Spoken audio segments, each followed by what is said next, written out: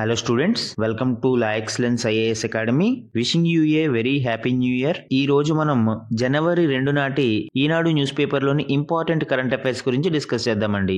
ఈ రోజు important topics to be covered మనం చూస్తే ఫస్ట్ వన్ వినువీధుల్లో మువ్వన్నెల జెండా. సో ఇస్రో యొక్క సక్సెస్ గురించి అండ్ లాస్ట్ ఇయర్ దాని యొక్క ప్రోగ్రెస్ గురించి ఇక్కడ మెన్షన్ చేయడం జరిగిందండి.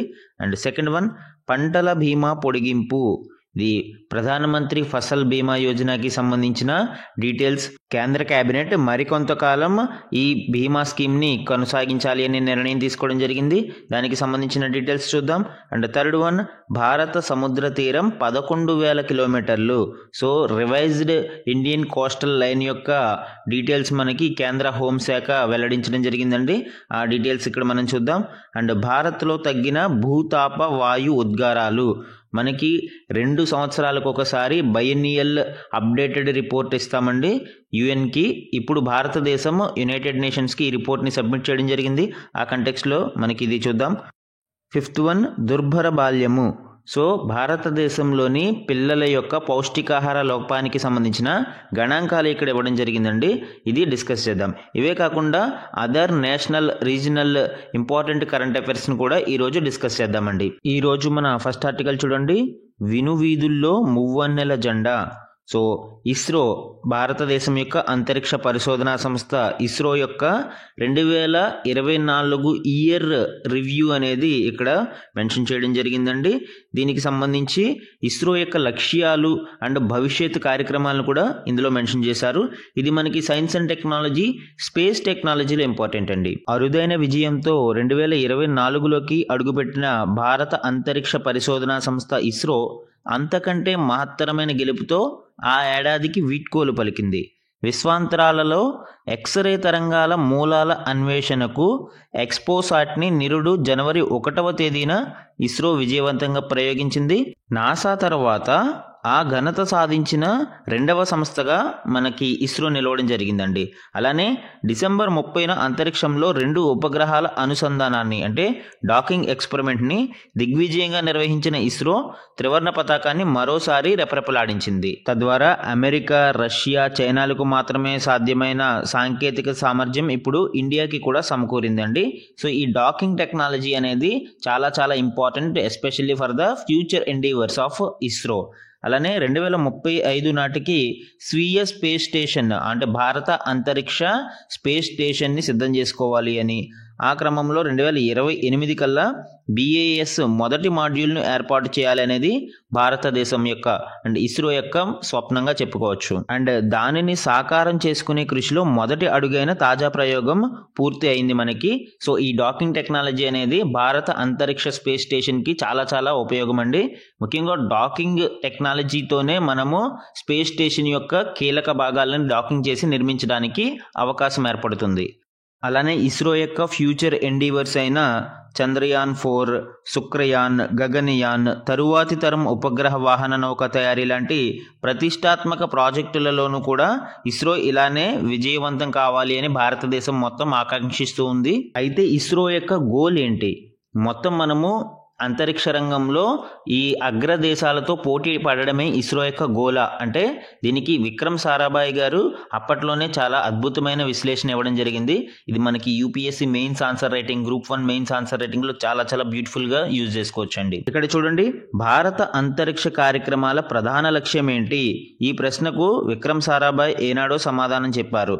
చంద్రుణ్ణి, గ్రహాలను శోధించడంలో, మానవ సహిత రోదసి యాత్రలను చేపట్టడంలో సంపన్న దేశాలతో ఊరికే పోటీ పడాలన్నది మనకి లక్ష్యం కాదు. ప్రజలు ఎదుర్కొంటున్న వాస్తవ సమస్యల పరిష్కారానికి అధునాతన సాంకేతికత పరిజ్ఞానాన్ని వినియోగించుకోవడంలో మనం వెనకబడకూడదన్నదే ఈ ప్రయోగాల పరమోద్దేశమని ఆయన ప్రకటించారు. కొన్ని గణాంకాలని పరిశీలిస్తే ఇటీవలి నోవా స్పేస్ నివేదిక ప్రకారం 2014-24 మధ్యలో అంతరిక్ష పరిశోధనలకు ఇండియా సుమారు $1,300 కోట్ల ఖర్చు చేసింది.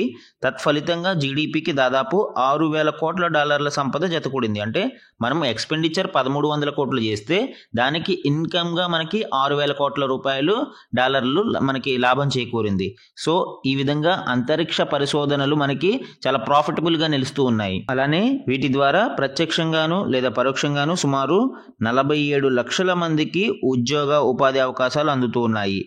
అలానే ఈ స్పేస్ టెక్నాలజీ భారతదేశంలో అనేక రంగాలకి, ముఖ్యంగా ప్రకృతి విపత్తులను ఎదుర్కోవడానికి కావచ్చు, వ్యవసాయ, మత్స్య, విద్య, వైద్యారోగ్యం, పట్టణాభివృద్ధి, బ్యాంకింగ్, కమ్యూనికేషన్ తదితర రంగాలలో ఇది చాలా కీలకంగా ఉపయోగపడుతూ ఉన్నాయి. అయితే బడ్జెట్ పరంగా ఇస్రో యొక్క వార్షిక కేటాయింపులు చాలా తక్కువేనని చెప్పుకోవచ్చండి. మనము గడిచిన 55 ఏళ్లలో ఇస్రో కోసం ప్రత్యేకించిన సొమ్ము నాసా ఏడాది బడ్జెట్ కంటే తక్కువే అని ఇటీవల అధ్యయనం పేర్కొంది. అంటే ఇస్రో యొక్క గడిచిన 55 సంవత్సరాల బడ్జెట్ కంటే కూడా నాసా యొక్క 1 సంవత్సరం కేటాయింపులు చాలా చాలా ఎక్కువగా ఉన్నాయి. అంటే ఎంత వేరియేషన్ ఉందో ఇక్కడ మనం అబ్జర్వ్ చేయవచ్చు. అయినా సక్సెస్ విషయంలో ఇస్రో ముందంజలోనే ఉందండి.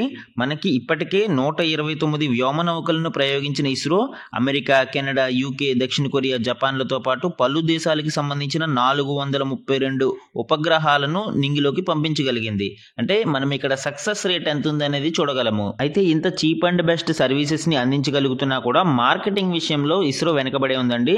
ఇంటర్నేషనల్ స్పేస్ మార్కెట్లో భారతదేశం యొక్క ఇస్రో వాటా కేవలం 2% మాత్రమే ఉంది. నెక్స్ట్ 10 ఇయర్స్కి దీనిని 10%కి చేర్చాలనేదే టార్గెట్ అండి. అయితే దీనికి 3 ఇంపార్టెంట్ చర్యలు తీసుకోవాల్సిన అవసరం ఉంది.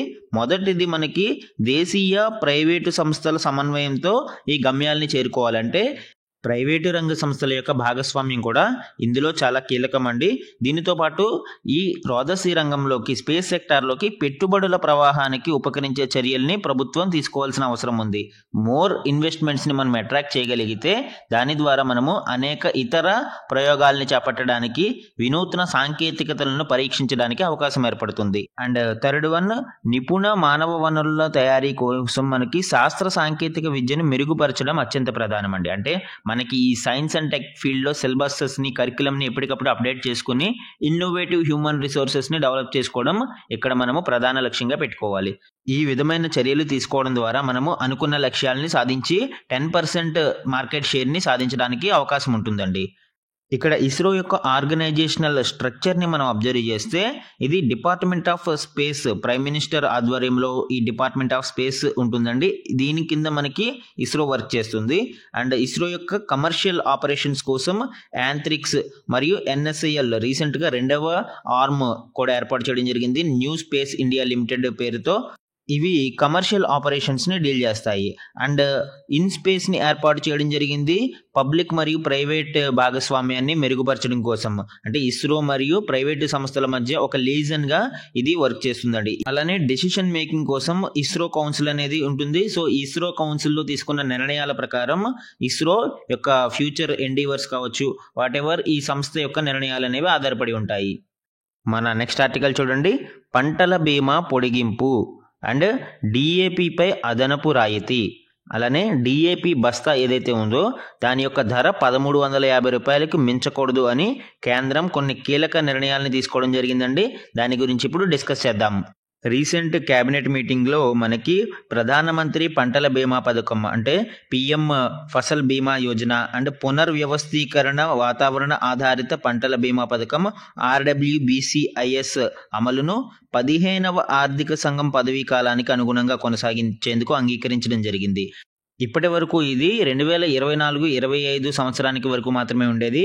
దీనిని ఇంకొక సంవత్సరం ఎక్స్టెండ్ చేసి 2025-26 ఆర్థిక సంవత్సరం వరకు దీనిని పెంచడం జరిగిందండి. అలానే దీనికోసం ఈ బడ్జెట్ని కూడా ఎక్స్టెండ్ చేయడం జరిగింది. ఇది వరకు దానిని 66,550 కోట్లు కేటాయించగా ఇప్పుడు ఆ బడ్జెట్ని 69,515 కోట్లకు పెంచడం జరిగింది. సో ఈ విధంగా 1 ఇయర్ పాటు ఈ ప్రధానమంత్రి ఫసల్ బీమా యోజన స్కీమ్ని ఎక్స్టెండ్ చేశారండి. అలానే వ్యవసాయానికి కీలకమైన డై అమ్మోనియం ఫాస్ఫేట్ DAP అని పిలుస్తారు. ఈ ఎరువుపై అదనపు రాయితీ కింద 3,850 కోట్ల వరకు వన్ టైం ప్యాకేజ్ ఇచ్చేందుకు కేంద్ర మంత్రివర్గం ఆమోదించింది.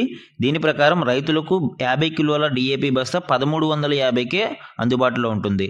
ఇప్పటి వరకు 1350కే ఉంది, కానీ అంతర్జాతీయ మార్కెట్లో ధరల పెరుగుదల వలన ఈ DAP బస్తా యొక్క రేట్ని పెంచాల్సి ఉంది.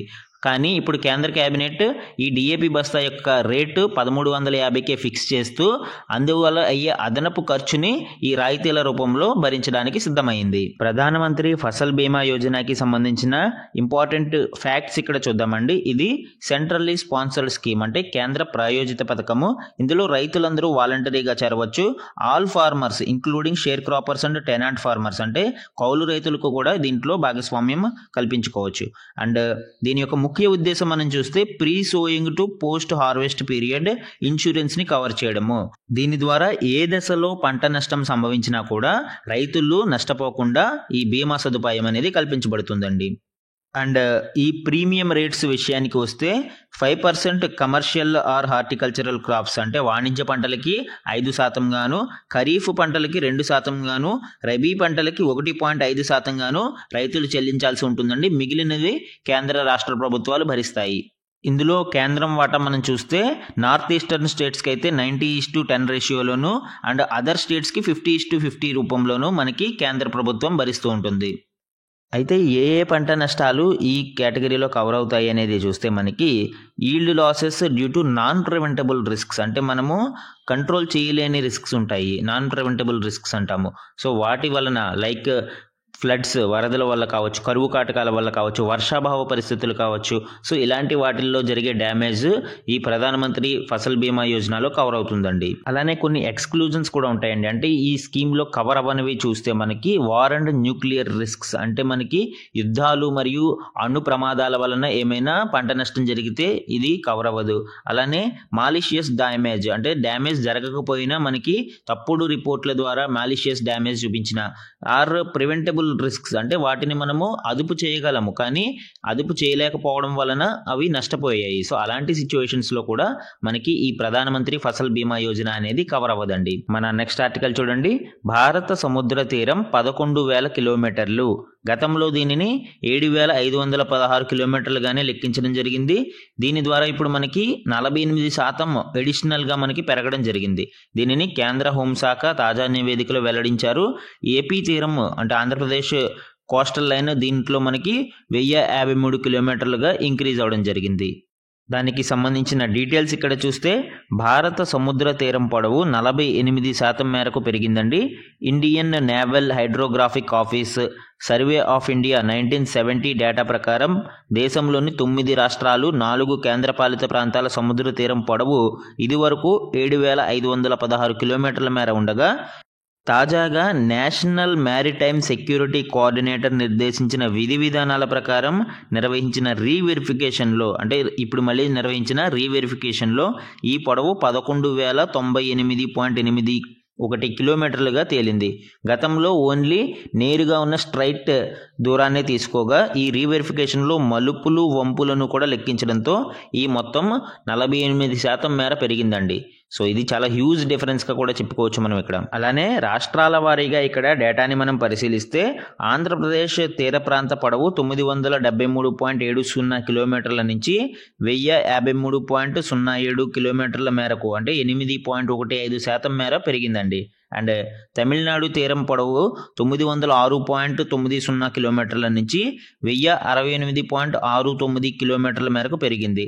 అండ్ ఇక్కడ మనము గణాంకాల ప్రకారం చూస్తే సుదీర్ఘ తీరరేఖ ఉన్న రాష్ట్రాల జాబితాలో ఇప్పటి వరకు 2వ స్థానంలో ఉండే ఆంధ్రప్రదేశ్ 3వ స్థానానికి పడిపోనుంది.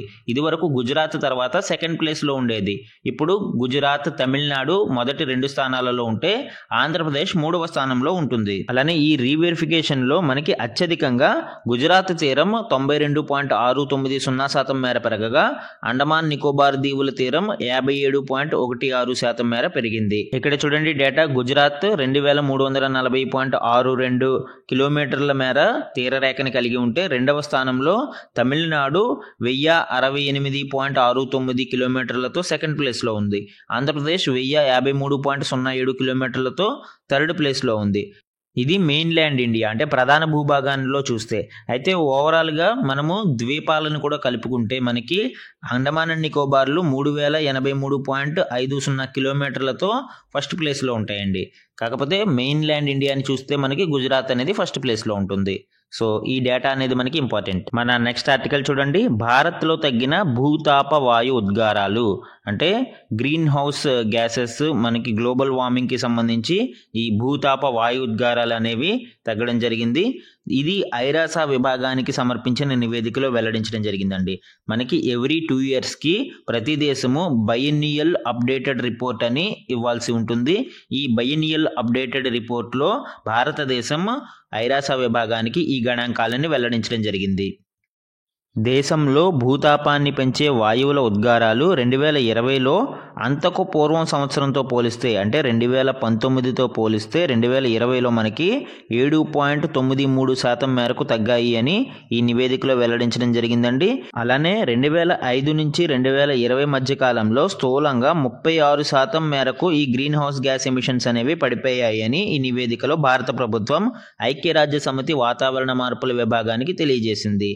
కానీ ఇక్కడ మనం అబ్జర్వ్ చేస్తే 2019తో పోలిస్తే ఉద్గారాలు 7.93% తగ్గినా కూడా 1994 యొక్క పరిస్థితుల నుంచి చూస్తే 98.34% మేరకు ఇవి పెరిగాయి. పెట్రోలియం ఇంధనాల వాడకం వల్ల ఉద్భవిస్తున్న కార్బన్ డైఆక్సైడ్ మరియు పశుగణాల కారణంగా పుట్టుకొస్తున్న మీథేన్, పెరుగుతున్న అల్యూమినియం, సిమెంట్ ఉత్పత్తి దేశంలో భూతాపానికి అంటే గ్లోబల్ వార్మింగ్కి కారణమవుతూ ఉన్నాయి.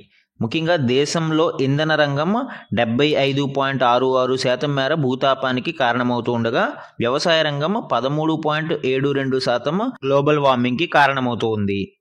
అయితే ఇక్కడ కొంత ఇంట్రెస్టింగ్ ఫ్యాక్ట్స్ మనం చూస్తే భారత జనాభా ప్రపంచ జనాభాలో 18% అయినా కూడా మనకి 2022లో తలసరి వార్షిక ప్రాథమిక ఇంధన వినియోగం 25.4 గిగాజౌల్స్ మాత్రమే ఉంది.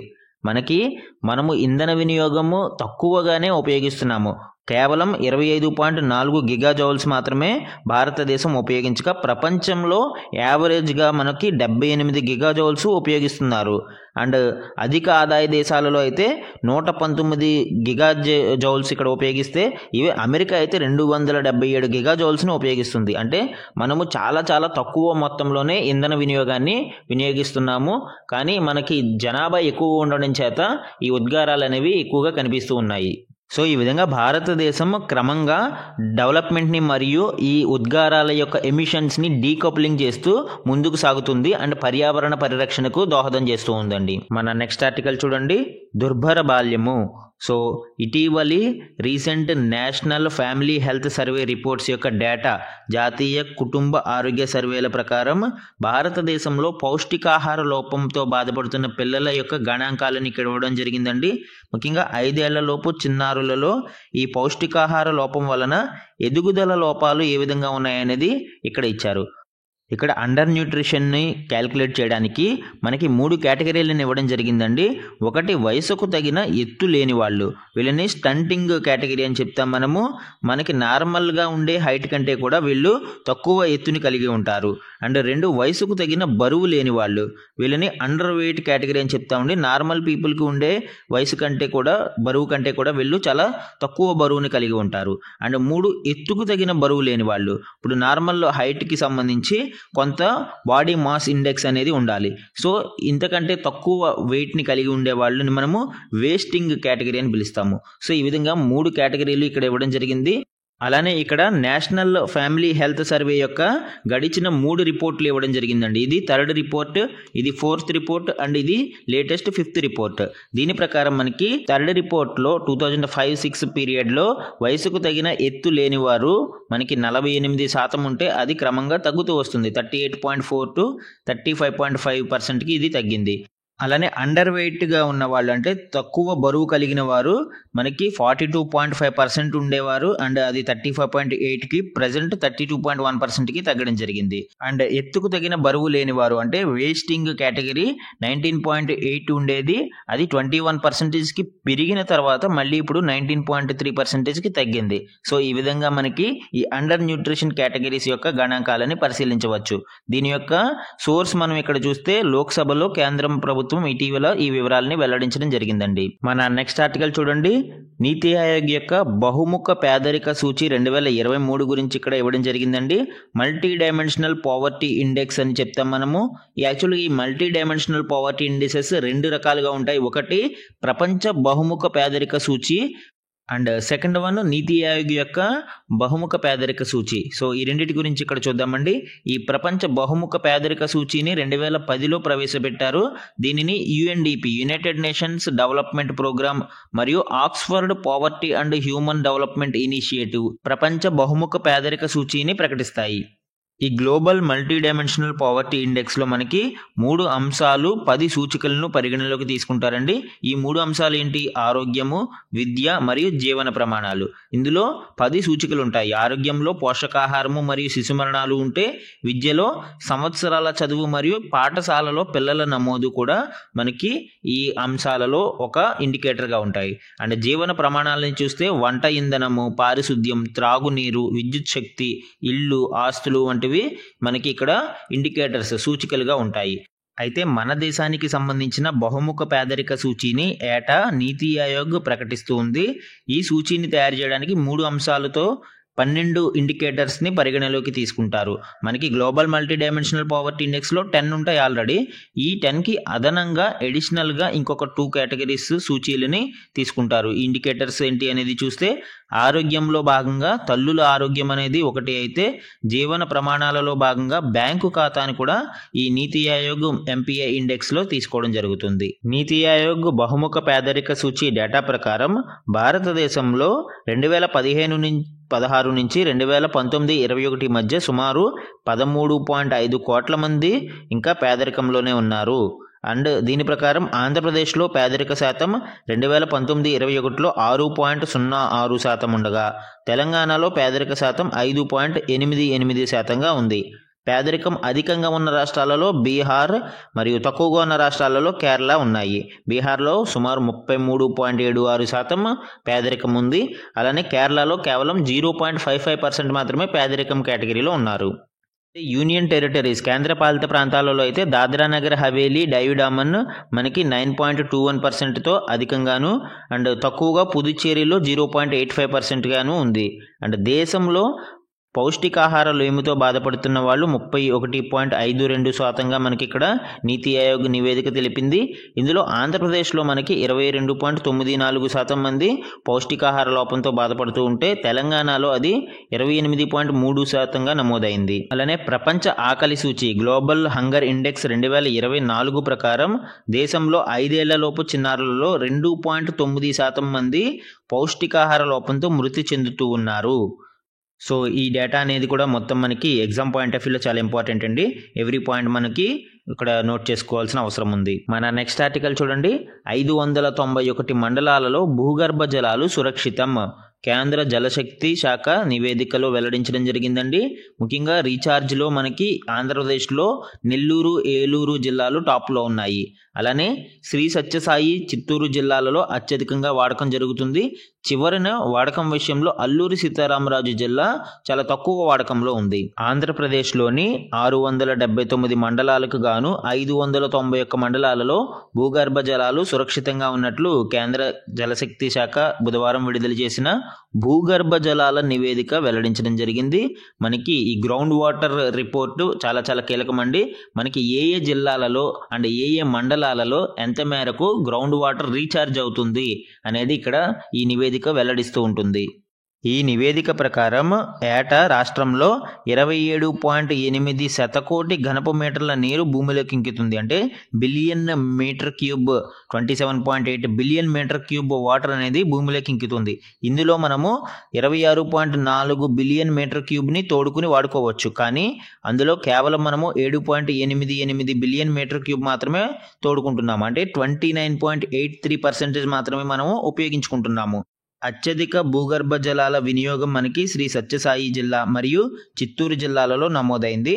అలానే అత్యల్పంగా అల్లూరి సీతారామరాజు జిల్లాలో కేవలం 0.01% మాత్రమే వాడకం జరుగుతూ ఉంది.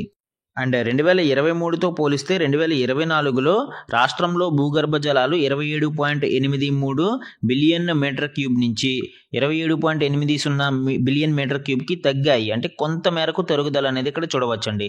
అండ్ 2013 నుంచి 22 మధ్య కాలంలో అయితే భూగర్భ జలాలు బాగా పెరిగాయి. ఇప్పుడు కొంత తరుగుదల అనేది మనము ఇందులో గమనించవచ్చండి. మన నెక్స్ట్ ఆర్టికల్ చూడండి. ఇది తెలంగాణ భూగర్భ జలాలకి సంబంధించి ఇంకొక రిపోర్ట్ ఇవ్వడం జరిగింది. ప్రమాదకరంగా భూగర్భ జలాలు. ఇది భూగర్భ జలాల యొక్క నాణ్యత యొక్క రిపోర్ట్. ఇది నైట్రేట్ అధికంగా ఉన్న రాష్ట్రాలలో తెలంగాణ 4వ స్థానంలోను, ఫ్లోరైడ్ ఎక్కువగా ఉన్న రాష్ట్రాలలో 5వ స్థానంలోను నిలిచింది. దేశంలో నైట్రేట్ సమస్య తీవ్రంగా ఉన్న జిల్లాలలో 3వ స్థానంలో రంగారెడ్డి ఉంది. ఇది భూగర్భ జలాల నాణ్యత నివేదికలో ఈ గణాంకాలను వెల్లడించడం జరిగింది. వార్షిక భూగర్భ జలాల నాణ్యత నివేదిక 2024 పేరుతో కేంద్ర భూగర్భ జల మండలి ఈ తాజా నివేదికను విడుదల చేయడం జరిగిందండి. ఇక్కడ కొన్ని పర్మిసిబుల్ లిమిట్స్ని మనం అబ్జర్వ్ చేస్తే లీటరు నీటిలో 1.5 మిల్లీగ్రాములకు మించి ఫ్లోరైడ్ మరియు 45 మిల్లీగ్రాములకు మించి నైట్రేట్ ఉంటే పరిమితికి మించి ఉన్నట్లు భావించి ఆ నీరును తాగడానికి పనికిరాదని ప్రకటిస్తారు. సో ఇవి మనకి ఫ్లోరైడ్ అండ్ నైట్రేట్ యొక్క పర్మిసిబుల్ లిమిట్స్. అయితే మనకి చాలా రాష్ట్రాలలో ముఖ్యంగా తెలంగాణలో కూడా ఈ సమస్య అనేది వేధిస్తూ ఉంది. ఇలా అధికంగా ఫ్లోరైడ్ సమస్య ఉన్న రాష్ట్రాలలో రాజస్థాన్, హర్యానా, కర్ణాటక, ఢిల్లీ తర్వాత తెలంగాణ 5వ స్థానంలో ఉంది. జిల్లాల వారీగా గణాంకాలని పరిశీలిస్తే యాదాద్రి భువనగిరి జిల్లా దేశంలోనే 5వ స్థానంలో ఉంది. అండ్ నైట్రేట్ సమస్యలో చూస్తే మనకి తెలంగాణ 4వ స్థానంలో ఉంది. మహారాష్ట్ర, రాజస్థాన్, తమిళనాడు తర్వాత తెలంగాణ 4వ స్థానంలో ఉంది. దేశంలో నైట్రేట్ తీవ్రత ఎక్కువగా ఉన్న జిల్లాలలో రంగారెడ్డి 3వ స్థానంలో ఉండగా 12, 13 స్థానాలలో ఆదిలాబాద్, సిద్దిపేట ఉన్నాయి. సో ఈ విధంగా మనకి ఫ్లోరైడ్ మరియు నైట్రేట్ సమస్య తెలంగాణలో ఎక్కువగా కనిపిస్తూ ఉంది. అలానే క్లోరైడ్, ఐరన్, ఆర్సెనిక్ కూడా తెలంగాణ భూగర్భ జలాలలో ఎక్కువగానే ఇక్కడ మోతాదుకి మించి కనిపిస్తూ ఉన్నాయి. అండ్ సమ్ ఇంపార్టెంట్ వన్ లైనర్స్ని మనం ఇక్కడ అబ్జర్వ్ చేస్తే K Vijayanand took over as the chief secretary to the government of Andhra Pradesh on 31 December 2024. So 31 December 2024వ తేదీన కె విజయానంద్ ఆంధ్రప్రదేశ్ యొక్క చీఫ్ సెక్రటరీగా బాధ్యతలని స్వీకరించారు. లాస్ట్ టైం మనము ఆయనని నియమించారు అని చెప్పుకున్నాము. ఇప్పుడు ఆయన బాధ్యతల్ని స్వీకరించడం జరిగింది. And the 18th edition of India and Nepal joint military exercise Suryakiran was begin on 31 December 2024. So joint military exercise Suryakiran India మరియు నేపాల్ మిలిటరీల మధ్య జరుగుతుంది. సో ఇది ఇప్పుడు మొదలవడం జరిగింది. ఈ 18th ఎడిషన్ మనకి నేపాల్లోని సల్జహిందీ అనే ప్రాంతంలో జరుగుతూ ఉంది. 17th ఎడిషన్ మనకి ఇండియాలో పితోర్ఘర్ అనే ప్రాంతంలో జరిగింది. ఇప్పుడు మనకి నేపాల్లో జరుగుతుంది. ఈ మిలిటరీ ఎక్సర్సైజెస్ అనేవి కాంపిటేటివ్ ఎగ్జామ్స్లో ఈ మధ్య అడుగుతూ ఉన్నారండి. నెక్స్ట్ వన్ చూడండి. మినిస్ట్రీ ఆఫ్ డిఫెన్స్ 2 ఇంపార్టెంట్ కాంట్రాక్ట్స్ని DRDOతో కుదుర్చుకోవడం జరిగింది. ఒకటి air independent propulsion system plug, రెండవది electronic heavyweight torpedo. So ఈ రెండు కూడా భారత జలాంతర్గాములకి చాలా అవసరం అండి. ఈ ఎయిర్ ఇండిపెండెంట్ ప్రొపల్షన్ ప్లగ్ ఏ విధంగా ఉపయోగపడుతుంది? జనరల్గా జలాంతర్గాములు అవి నడిచే పవర్ని బట్టి 2 రకాలుగా ఉంటాయి. ఒకటి డీజిల్ ఎలక్ట్రిక్ పవర్తో నడిచేవి అయితే రెండవది న్యూక్లియర్ పవర్తో నడిచేవి. ఈ న్యూక్లియర్ పవర్తో నడిచే వాటికి ఎయిర్ ప్రొపల్షన్ అవసరం లేదు. కానీ డీజిల్ ఎలక్ట్రిక్ సబ్మెరైన్స్ రన్ అవ్వాలి అంటే సర్ఫేస్ ఎయిర్ అనేది బ్రీత్ చేయాల్సి ఉంటుంది. అంటే ఇది అప్పుడప్పుడు సముద్ర ఉపరితలం మీదకు వెళ్ళి ఎయిర్ని బ్రీత్ చేసుకుని మళ్ళీ తిరిగి యథాస్థానంలోకి వస్తూ ఉంటుంది. దీనివల్ల ఏం జరుగుతుందండి? శత్రు దేశాలు ఈ కదలికల్ని గుర్తుపట్టి వాటిని ధ్వంసం చేసే అవకాశం ఉంటుంది. కాబట్టి ఎయిర్ ఇండిపెండెంట్ ప్రొపల్షన్ సిస్టమ్స్ని ఇన్కార్పొరేట్ చేయడం ద్వారా మనకి ఎక్కువగా సముద్ర ఉపరితలం మీదకి వెళ్లాల్సిన అవసరం లేకుండా స్టెల్త్ని మెయింటైన్ చేయవచ్చు. అంటే రహస్యంగా కార్యకలాపాలని ఈ జలాంతర్గాములు సాగించడానికి అవకాశం ఉంటుంది. అందుకే ఈ ఎయిర్ ఇండిపెండెంట్ ప్రొపల్షన్ సిస్టమ్ కోసం DRDOతో మినిస్ట్రీ ఆఫ్ డిఫెన్స్ డీల్ కుదుర్చుకోవడం జరిగింది. And electronic heavyweight torpedo అంటే ఏంటండి? ఇది ఒక missile, self propelled underwater missile. ఎలక్ట్రిసిటీని ఉపయోగించుకుని దాని ప్రొపల్షన్ కోసం ఈ మిజైల్ అనేది వర్క్ చేస్తుంది. సో ఈ మిజైల్స్ని, అండర్ వాటర్ మిజైల్స్ని టార్పెడోస్ అని పిలుస్తాము. సో ఈ రెండింటి కోసం DRDOతో మినిస్ట్రీ ఆఫ్ డిఫెన్స్ డీల్ కుదుర్చుకోవడం జరిగింది. దాని విలువ సుమారు 2,867 కోట్ల రూపాయలు. సో ఇవి ఈ రోజు ఈనాడు న్యూస్ పేపర్లోని ఇంపార్టెంట్ కరెంట్ అఫైర్స్ అండి. Thank you for watching.